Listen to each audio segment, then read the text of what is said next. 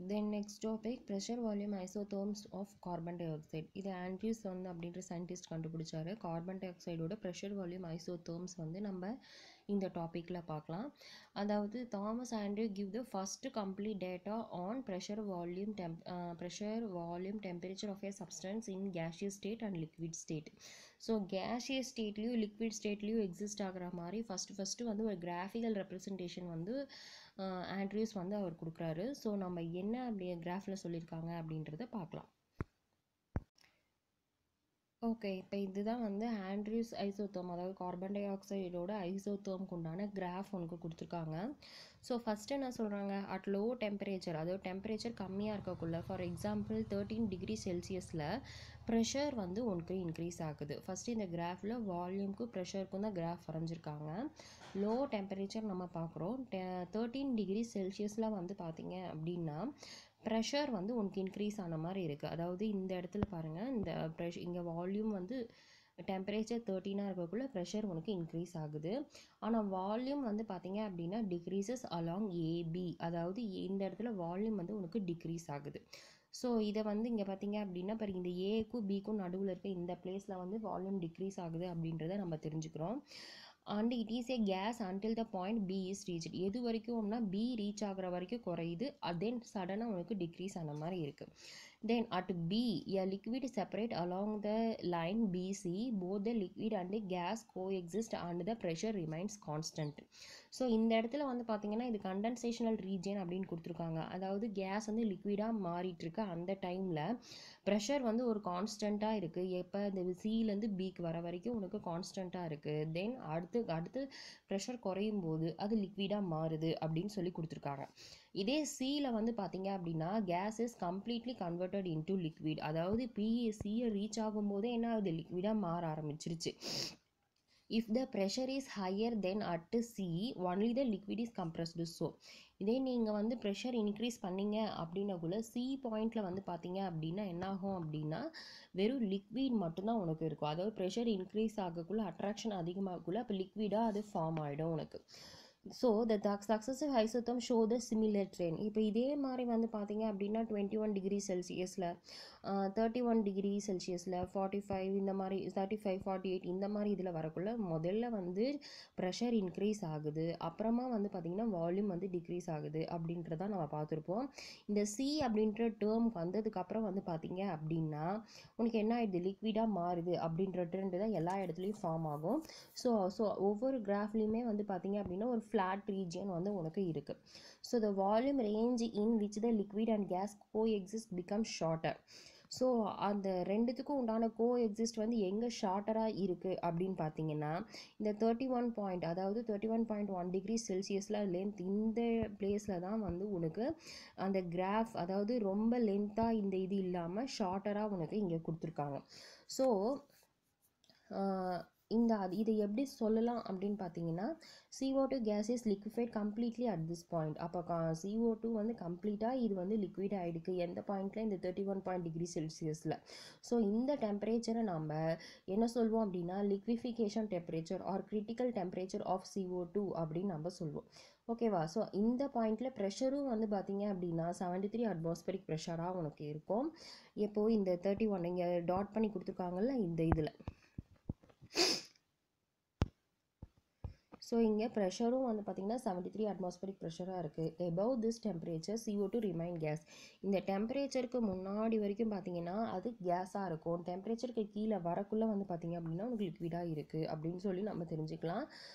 So remain as a gas at all pressure. It is then proved that many real gases behave in a similar manner to carbon dioxide. So இது Andrews ஐசோதேர்ம் வந்து ஏன் இவ்வளோ important கொடுக்குறாங்கன்னா மற்ற எல்லா கேஸுமே வந்து பார்த்திங்கன்னா இதே மாதிரி ஐசோதேர்ம் தான் ஃபாலோ பண்ணுது. ஆண்ட்ரியூஸ் வந்து CO2 யூஸ் பண்ணி ஒரு கம்ப்ளீட் ஐசோதேர்மையே வந்து ப்ரப்போஸ் பண்ணியிருக்காரு. ஸோ அதனால தான் இது ஒரு பேசிக்காக நம்ம எடுத்து இதை யூஸ் பண்ணிகிட்டு இருக்கோம். ஸோ இதுக்கு மேலே ஒரு பெரிய பேராகிராஃப் கொடுத்துருப்பாங்க, அதை நீங்கள் படித்து பாருங்கள், அப்போ தான் இந்த கிராஃப் இன்னும் நல்லா உனக்கு புரியும். ஸோ இப்போ இந்த ஐசோதேர்மில் வந்து பார்த்தீங்க அப்படின்னா ஒரு குறிப்பிட்ட டெம்பரேச்சருக்கு அப்புறம் வந்து அது வந்து லிக்விடாக இருக்குது, குறிப்பிட்ட டெம்பரேச்சருக்கு மேலே அது வந்து ப்ரெஷர் வந்து அதிகமாக இருக்கும், கேஸியஸ் ஸ்டேட்டில் இருக்குது அப்படின்லாம் பார்த்தோம். அந்த குறிப்பிட்ட அப்படின்னு அந்த பர்டிகுலர் டெம்பரேச்சரை நம்ம கிரிட்டிக்கல் டெம்பரேச்சர் அப்படின்னு நம்ம சொல்லுவோம். ஸோ இதே மாதிரி எல்லா கேஸஸ்க்குமே ப்ரெஷர் வால்யூமை யூஸ் பண்ணி நம்ம கிராஃப் ட்ரா பண்ணக்குள்ளே இந்த கிரிட்டிக்கல் டெம்பரேச்சரை நம்ம டிஃபைன் பண்ணலாம், கண்டுபிடிக்கலாம். ஸோ இந்த கிரிட்டிக்கல் கான்ஸ்டன்ட் என்னென்ன இருக்குது அப்படின்றத பார்க்கலாம். Critical temperature of the gas எப்படி டிஃபைன் பண்ணலாம் அப்படின்னு பார்த்தீங்கன்னா, is defined as the temperature above which it cannot be liquefied even at high pressure. எந்த டெம்பரேச்சருக்கு, அதாவது எந்த ஒரு டெம்பரேச்சருக்கு மேலே, அதாவது இப்போ 31.1 டிகிரி கார்பன் டை ஆக்சைடுக்கு பார்த்தோம் அப்படின்னா, அந்த 31.1 டிகிரிக்கு முன்னாடி வரைக்கும் வந்து பார்த்திங்க அப்படின்னா எவ்வளோ ப்ரெஷர் நீங்கள் இன்க்ரீஸ் பண்ணாலும் அதை வந்து நம்ம என்ன பண்ண முடியாது, நீங்கள் லிக்விடாக மாற்ற முடியாது. இதே அதுக்கு டெம்பரேச்சர் குறைஞ்சது அப்படின்னக்குள்ளே நீங்கள் என்ன பண்ணலாம்னா லிக்விடாக மாற்றலாம். அந்த நடுவில் குறிப்பிட்ட பாயிண்ட் இருக்குது பற்றி, அந்த பாயிண்ட்டை தான் நம்ம கிரிட்டிக்கல் டெம்பரேச்சர் அப்படின்னு நம்ம சொல்லுவோம்.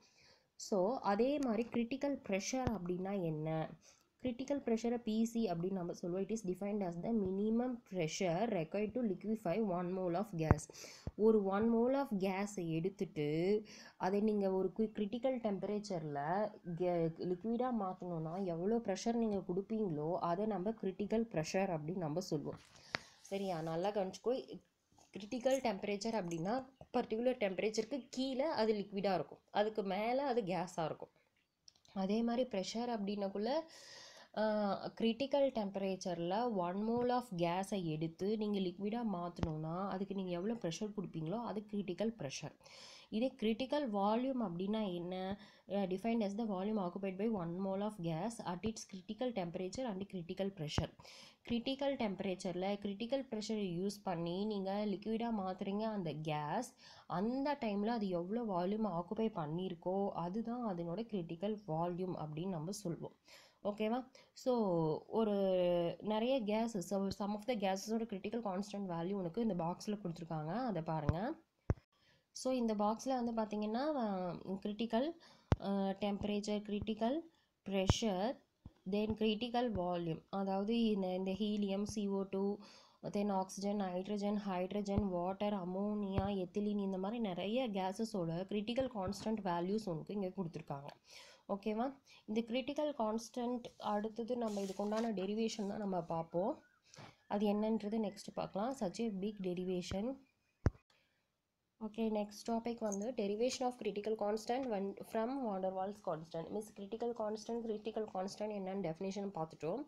அது வான் டெர் வால்ஸ் கான்ஸ்டன்ட்லேருந்து எப்படி அதை டெரைவ் பண்ணுறது அப்படின்றது இந்த ஈக்குவேஷன் மூலிமா நம்ம பார்க்கலாம். ஓகேவா? ஸோ ஃபஸ்ட்டு ஸ்டெப்பில் நீங்கள் என்ன எழுதுறீங்க அப்படின்னா, வான் டெர் வால்ஸ் ஈக்குவேஷன் என்ன, அதாவது ideal gas equation PV = nRT. வான் டெர் வால்ஸ் கரெக்ஷனை ஆட் பண்ணி நீங்கள் எழுதுறீங்க. அதாவது ப்ரெஷர் கூட அவர் AN²/V² ஆட் பண்ண சொன்னார், வால்யூம் கூட NBயை மைனஸ் பண்ண சொன்னார். இதை வச்சு நீங்கள் எழுதிக்கிறீங்க. அடுத்த ஸ்டெப்பில் n = 1, அதாவது ஒரு மோல் கேஸுக்கு தான் நம்ம கண்டுபிடிக்க போகிறோம். ஸோ n = 1 அப்படின்னு எடுத்துக்கிறோம். ஸோ இந்த n² பண்ணிங்க அப்படின்னா 1² ஆகும். ஸோ 1 தான். P + A/V² × V - B × RT அப்படின்னு இந்த ஈக்குவேஷனை எழுதிக்கிறோம். தென் நெக்ஸ்ட்டு, ஸோ இந்த ஈக்குவேஷனில் இருந்து தான் நம்ம என்னென்ன கண்டுபிடிக்க போகிறோம். PC அப்படின்னா கிரிட்டிக்கல் ப்ரெஷர், கிரிட்டிக்கல் வால்யூம், தென் TCனா என்னது, கிரிட்டிக்கல் டெம்பரேச்சர். எதுலேருந்து அப்படின்னா AB அப்படின்ற வான் டெர் வால்ஸ் கான்ஸ்டன்ட் வந்து நம்ம டெரைவ் பண்ணி கொண்டு வர போகிறோம். ஓகேவா? ஓகே, நெக்ஸ்ட் ஸ்டெப்பில் என்ன பண்ணுறீங்க அப்படின்னு பார்த்தீங்கன்னா, இந்த ரெண்டு டேர்ம்ஸையும் நீங்கள் என்ன பண்ணுறீங்கன்னா மல்டிப்ளை பண்ணி எழுதிக்கிறீங்க. ஃபஸ்ட்டு என்ன பண்ணுறீங்க, PU VU மல்டிப்ளை பண்ணிவிட்டு PVன்னு எழுதிக்கிறீங்க. அடுத்தது A/V², வியால் மல்டிப்ளை பண்ணிங்கன்னா VV கேன்சல் ஆகிடும். So A/V. அதே மாதிரி P கொண்டு போய் -B கூட மல்டிப்ளை பண்ணிங்கன்னா -PB. B கூட மல்டிப்ளை AB/- V². RT நீங்கள் இந்த சைடு கொண்டு வந்துடுறீங்க. ஸோ -RT = 0 அப்படின்னு நம்ம கொண்டு வந்துடும். ஓகேவா? இதுதான் ஃபஸ்ட்டு ஸ்டெப்பு. தென் நெக்ஸ்ட் ஸ்டெப்பில் என்ன பண்ணுறீங்க அப்படின்னா, இந்த ஈக்குவேஷனை, அதாவது 6.24 V²/P மல்டிப்ளை பண்ணுறோம். அதாவது இங்கே பாருங்கள் மல்டிப்ளை பண்ணி கொடுத்துருக்காங்க. அப்படி கொடுத்தீங்க அப்படின்னா V²/P எல்லாத்தையும் நீங்கள் மல்டிப்ளை பண்ணுறீங்க. ஸோ மல்டிப்ளை பண்ணிவிட்டு ஃபஸ்ட்டு என்ன பண்ணுறீங்க, V³ அப்படின்ற டேர்ம் எங்கே வரும், இந்த இடத்துல PVங்க, V³, அதாவது இந்த இடத்துல என்ன ஆகும்னா PP கேன்சல் ஆகிடும். ஸோ பிபி கேன்சல் ஆனால் வி ஸ்கொயர் இன்ட்டு வி என்ன ஆகும் உனக்கு வி கியூப் அப்படின்னு உனக்கு கிடைக்கும். ஸோ அந்த வி கியூப் எழுதிட்டீங்க. அடுத்தது வி ஸ்கொயர் பை பியை ஏவியால் மல்டிப்ளை பண்ணிங்கன்னா ஒரு வி கேன்சல் ஆகிடும். ஸோ ஏவி பை பி அப்படின்னு உனக்கு செகண்டாக உனக்கு கிடைக்கும். தென் வி ஸ்கொயர் பை பியை பிபி கூட மல்டிப்ளை பண்ணிங்கன்னா பி கேன்சல் ஆகிடும். மைனஸ் பிவி ஸ்கொயர் அப்படின்னு உனக்கு கிடைக்கும். தென் நெக்ஸ்ட் ஸ்டெப்பில் வந்து பார்த்தீங்கன்னா வி அதாவது வி ஸ்கொயர் பை பி இங்கே ஏபி பை வி ஸ்கொயர் கூட மல்டிப்ளை பண்ணிங்கன்னா வி ஸ்கொயர் கேன்சல் ஆகிடும். ஸோ ஏபி பை பி அப்படின்னு எடுத்துக்கிறோம். ஆர்டி கூட வி ஸ்கொயர் பி அப்படியே மல்டிப்ளை பண்ணி எழுதிக்கிறீங்க. ஓகேவா? Then next step when the above equation is rearranged in the powers of v பவராக வர மாதிரி நம்ம அரேஞ்ச் பண்ணிக்கிறோம். அதாவது முதல்ல வி கியூப் எழுதிக்கிறோம். அடுத்தது வி ஸ்கொயர் வர மாதிரி நம்ம எழுதணும். வி ஸ்கொயர் வர மாதிரி எழுதணும்னா எங்கெங்கே வி ஸ்கொயர் இருக்குது? இந்த பி டேர்மில் தென் ஆர்டி டேர்மில் வி ஸ்கொயர் இருக்குது. So RT by P plus B, ஏன்னா இங்கே என்ன சொல்கிறது மைனஸை காமனாக வெளியில் எடுத்துட்டோம். ஸோ ப்ளஸ் பி ஆகிடும். வி ஸ்கொயர் இங்கே எழுதிக்கிறோம். அடுத்தது வி எங்கே இருக்குது? இந்த ஏவி பை பியில் இருக்குது. So AB by B into V. இந்த கான்ஸ்டன்ட்டில் வியே இல்லை. ஸோ அதை கான்ஸ்டண்ட்டாக நம்ம எழுதிக்கிறோம். ஸோ இந்த மாதிரி ரீஅரேஞ்ச் பண்ணிக்கிறீங்க. இந்த கியூபிக் 6.26 ஈஸியாக கியூபிக் ஈக்குவேஷன் இன் வி, அதாவது வியோட கியூபிக் ஃபார்மில் இருக்குது. இதை நீங்கள் சால்வ் பண்ணீங்க அப்படின்னா வி வில் கெட் 3 சொல்யூஷன். ஏன்னா கியூபிக் சொல்யூஷன் இருக்கிறதுனால இதுக்கு 3 கியூபிக் ஃபார்மில் இருக்கிறதுனால உனக்கு 3 சொல்யூஷன் வந்து உனக்கு இதுக்கு கிடைக்கும்.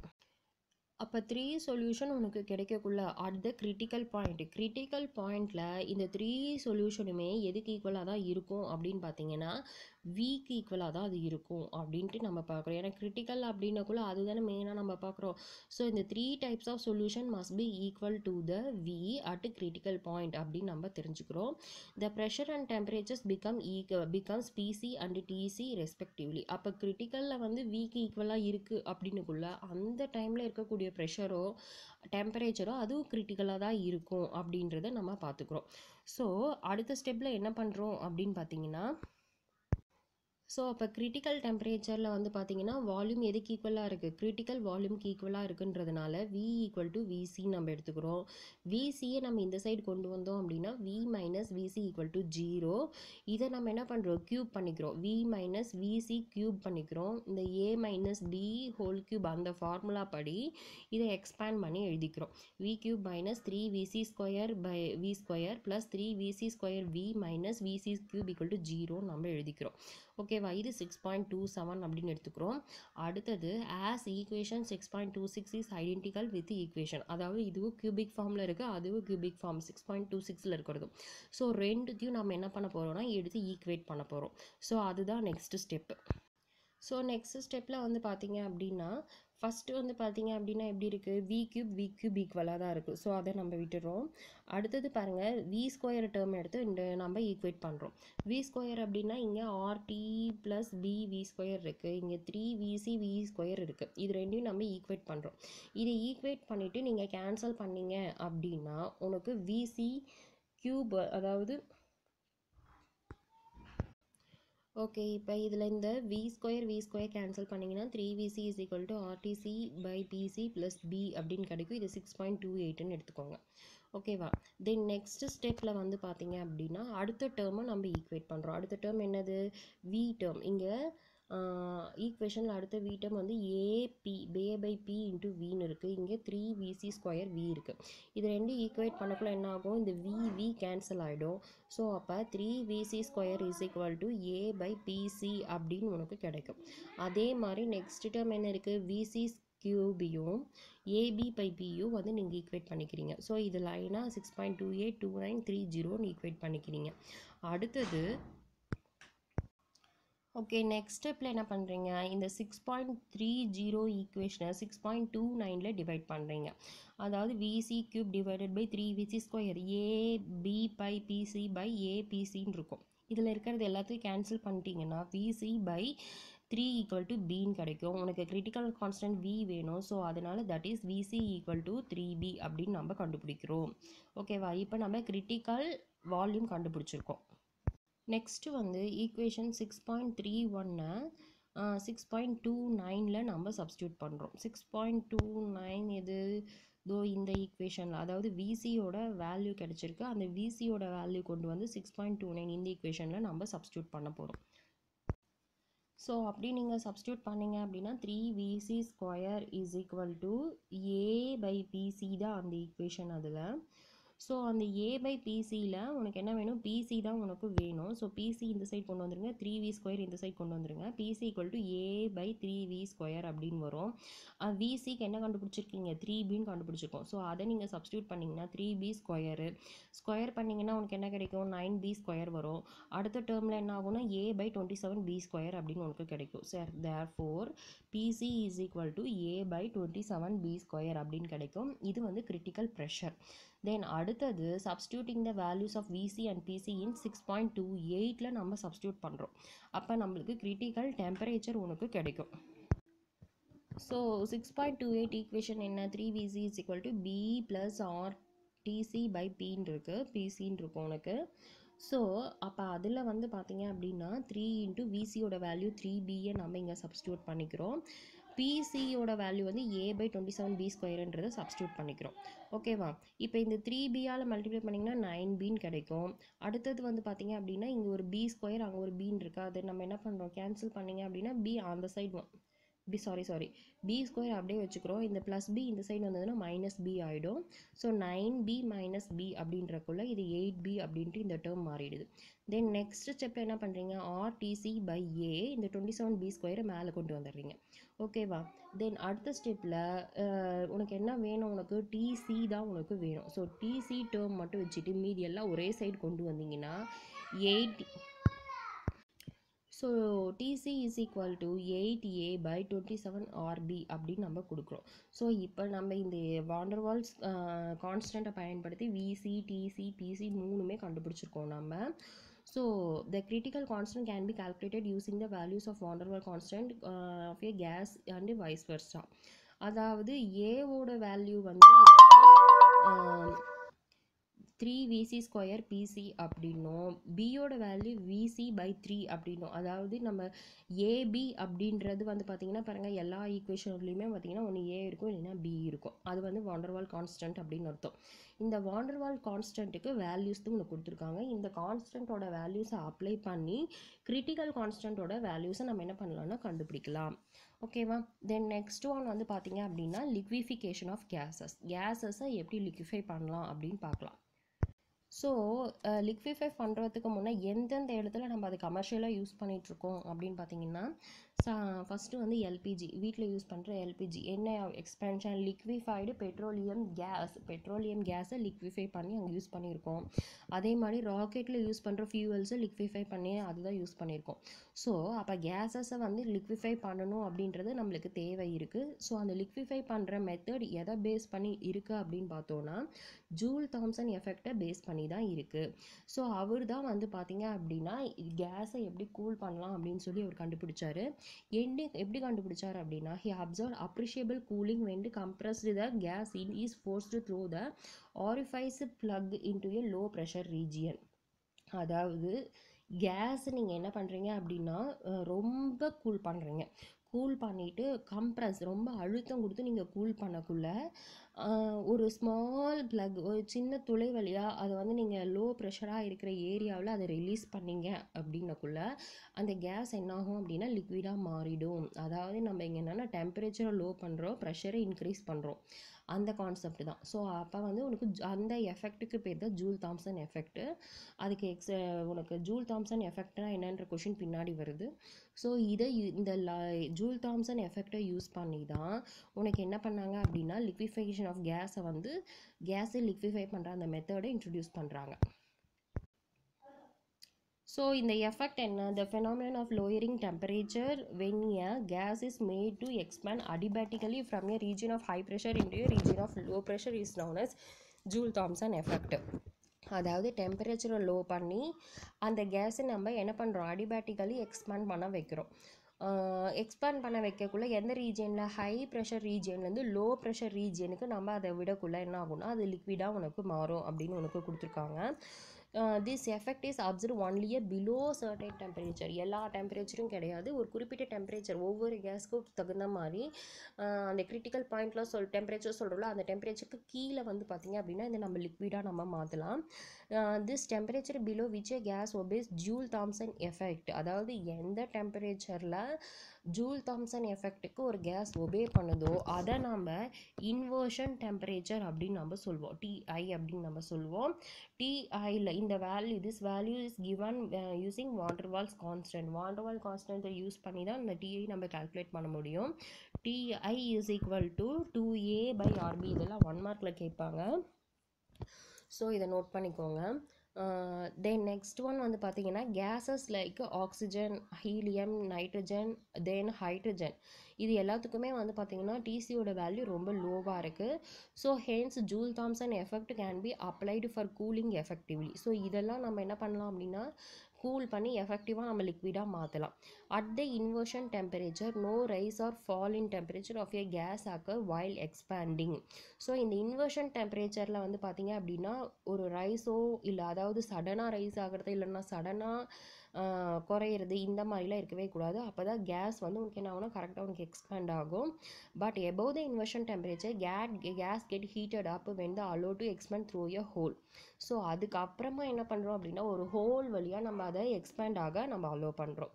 தேர் are different methods used for liquification of gases. அடுத்தது வந்து பார்த்தீங்க அப்படின்னா லிக்விஃபிகேஷன் பண்ணுறதுக்கு இன்னும் சில மெத்தட்ஸும் நம்ம யூஸ் பண்ணுறோம். ஸோ ஃபஸ்ட்டு மெத்தட் என்ன அப்படின்னா லிண்டேஸ் மெத்தட். ஸோ இந்த லிண்டேஸ் மெத்தடில் Joule Thomson effect is used to get liquid air or any other gases. அதாவது ஜூல் தாம்சன் எஃபெக்டை யூஸ் பண்ணி ஒரு லிக்விட் ஏரோ இல்லை மற்ற கேஸஸையும் நம்ம லிக்விஃபை பண்ண நம்ம இந்த லிண்டேஸ் மெத்தட் யூஸ் பண்ணுறோம். தென் கிளாட்ஸ் மெத்தடில் the gas is allowed to perform a mechanical work. அதாவது கேஸை மெக்கானிக்கலாக ஒர்க் பண்ண வச்சு அது கூட ஜூல் தாம்சன் எஃபெக்டையும் ஆட் பண்ணி கூல் பண்ணி நம்ம லிக்விடாக மாற்றுறோம். தென் அடிபேட்டிக் அப்படின்னக்குள்ளே வந்து பார்த்தீங்கன்னா cooling is produced by removing magnetic property of a magnetic material such as gadolinium sulphate. இங்கே நம்ம கடோலினம் சல்ஃபேட்டை யூஸ் பண்ணி அதனோட மேக்னெட்டிக் ப்ராப்பர்ட்டியை ரிமூவ் பண்ணிவிட்டு என்ன பண்ணுறோம் அப்படின்னா அடுத்ததாக டெம்பரேச்சரை வந்து லோ பண்ணுறோம் 10⁻⁻4 கெல்வின். அதாவது that is as low as 0 kelvin can be achieved.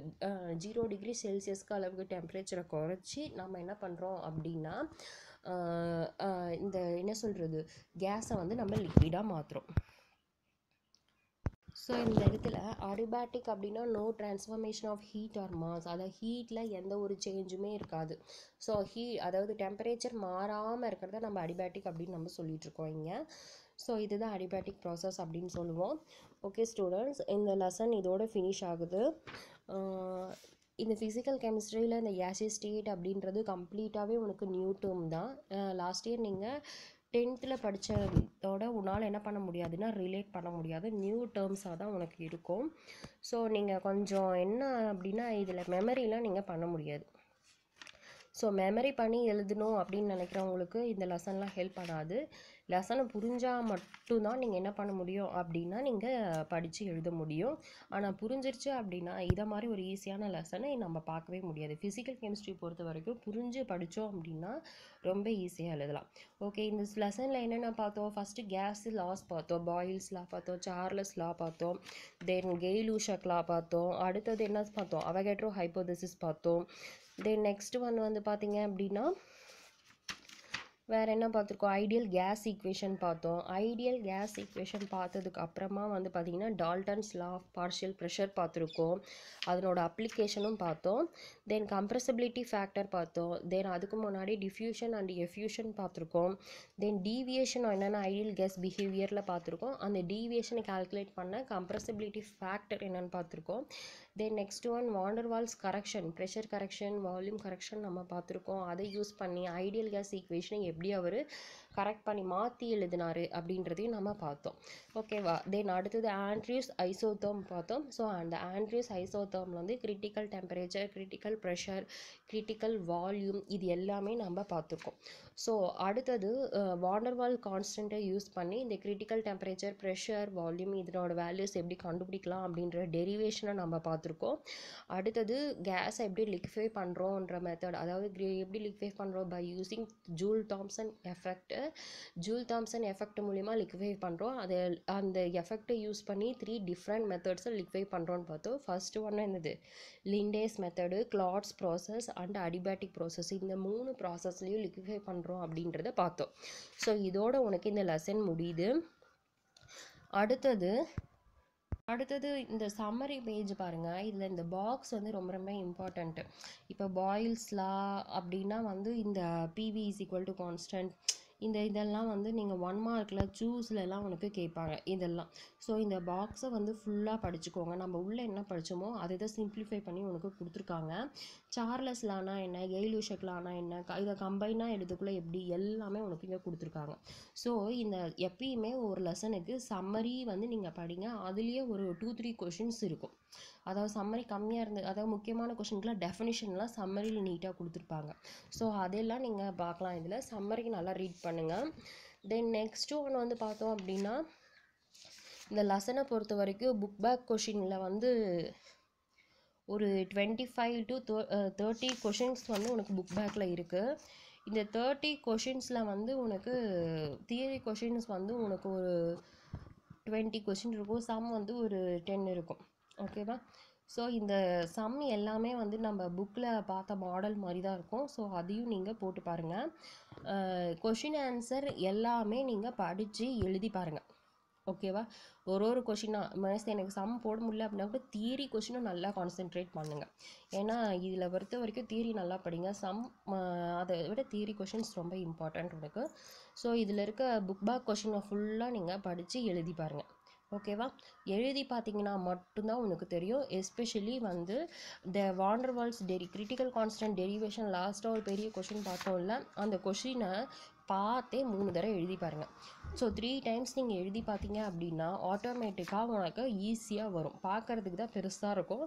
So அந்த கொஷின் அடிக்கடி 5 மார்க்கில் கேட்குறாங்க. தென் ஆண்ட்ரியூஸ் ஐசோதோம் அப்படின்ற கொஷினும் 5 மார்க்கில் வரும். அடுத்தது what is Joule Thomson effect, அதெல்லாம் டிஃபால்ட்டாக கேட்கக்கூடிய கொஷின்ஸு. ஸோ அந்த கொஷின் எல்லாமே நீங்கள் நல்லா படிச்சுக்கோங்க.